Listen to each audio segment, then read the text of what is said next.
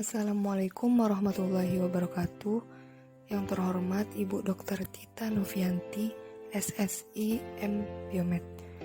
Saya Uhraliba Isnaini Dulka dari program studi ilmu keperawatan. Di sini saya akan mempresentasikan materi yang telah saya buat dengan tema berbagai sel dan fungsinya, dengan tujuan untuk memenuhi ujian akhir semester mata kuliah biologi sel. Baiklah, langsung saja ke materinya. Yang pertama ada pengertian sel. Tubuh kita itu terdiri dari berbagai macam sel. Ada sel darah merah, sel darah putih, sel saraf, dan lain sebagainya. Terus apa sih yang dimaksud dengan sel? Sel adalah unit struktural terkecil dari makhluk hidup yang mampu menjalankan semua fungsi kehidupan. Sel pertama kali diobservasi dan diidentifikasi oleh fisikawan Inggris bernama Robert Hooke pada tahun 1665. Selanjutnya ada jenis sel. Tubuh organisme tersusun dari dua jenis sel, yaitu sel prokariotik dan eukariotik.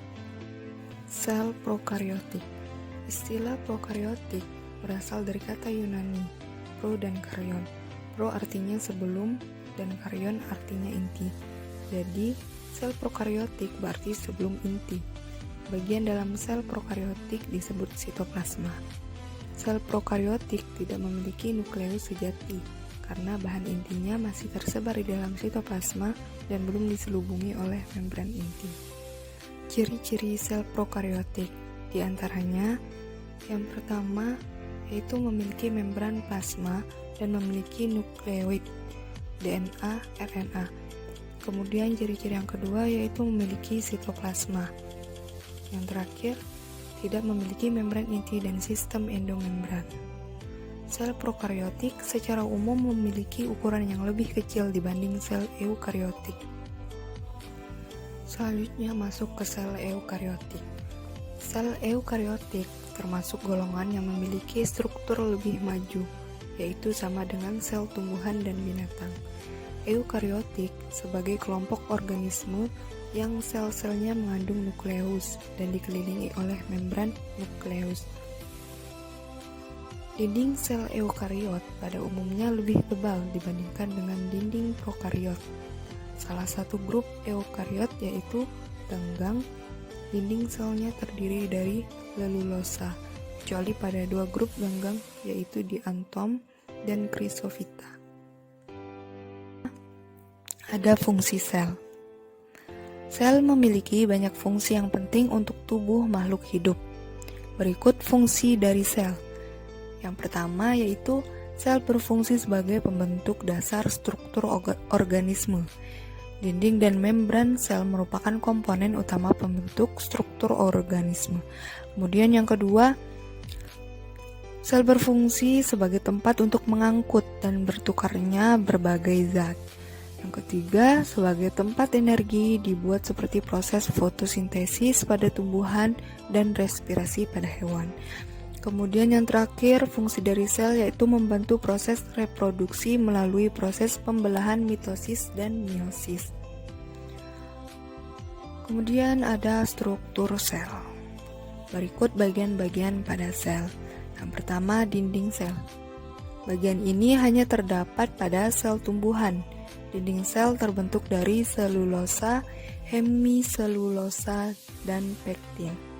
Membran sel pada tumbuhan dikelilingi oleh dinding yang kaku. Bagian ini berfungsi membentuk sel dan melindunginya dari serangan luar. Yang kedua ada membran plasma. Membran plasma adalah bagian paling luar sel. Bagian ini tersusun dari lipid, protein, dan karbohidrat. Membran plasma memiliki beberapa fungsi lain yang diantaranya yaitu melindungi sel agar isi sel tidak keluar.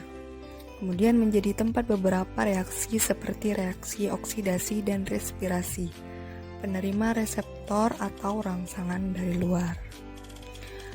Yang ketiga yaitu sitoplasma. Sitoplasma memiliki fungsi sebagai tempat penyimpanan bahan kimia penting. Bahan-bahan tersebut terdiri dari berbagai enzim, ion, gula, protein, dan lemak yang penting untuk metabolisme sel. Kemudian yang terakhir ada organel.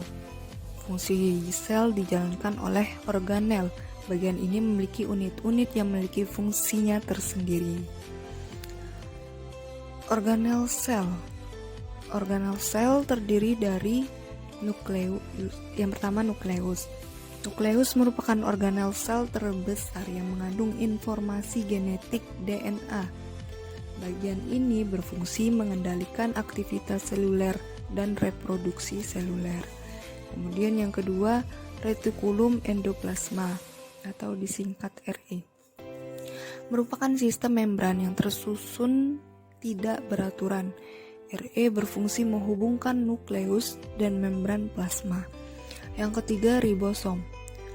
Ribosom bisa berada dalam sitoplasma atau melekat pada membran RE saat proses sintesis sedang berlangsung. Ribosom berfungsi untuk tempat terjadinya sintesa protein. Kemudian yang keempat ada sentriol. Sentriol hanya terdapat pada sel hewan dan dapat dilihat saat sel sedang membelah. Sentriol berfungsi sebagai tempat pembelahan sel.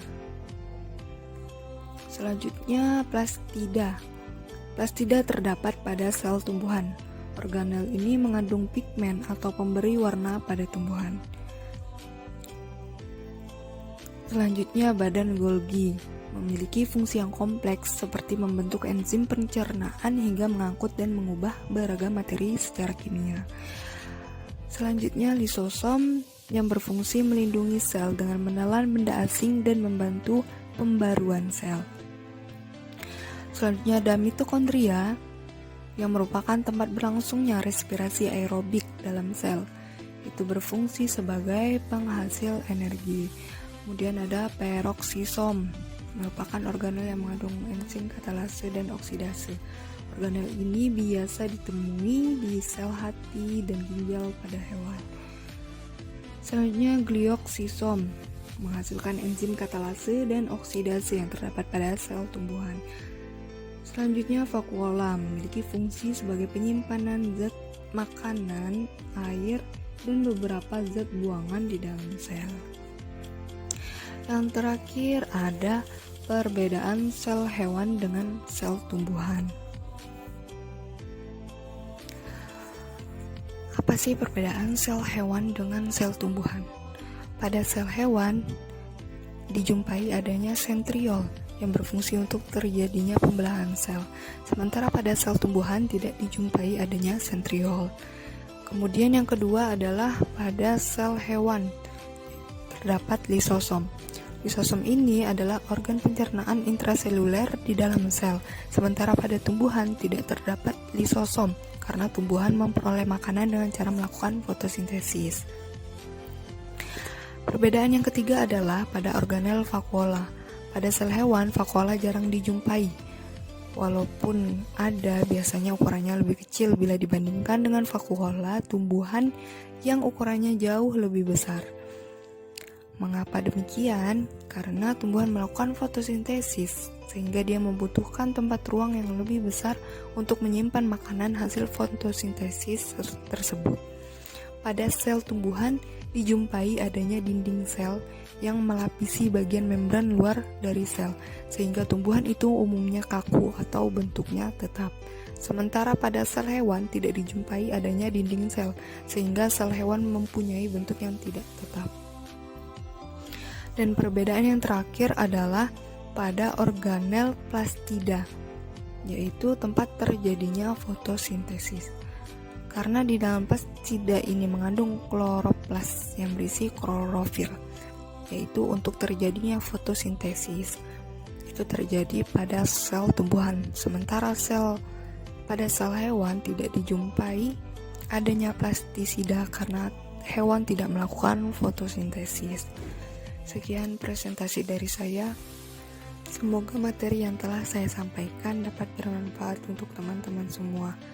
Ada kurangnya saya mohon maaf. Terima kasih yang sudah menonton. Saya akhiri. Wassalamualaikum warahmatullahi wabarakatuh.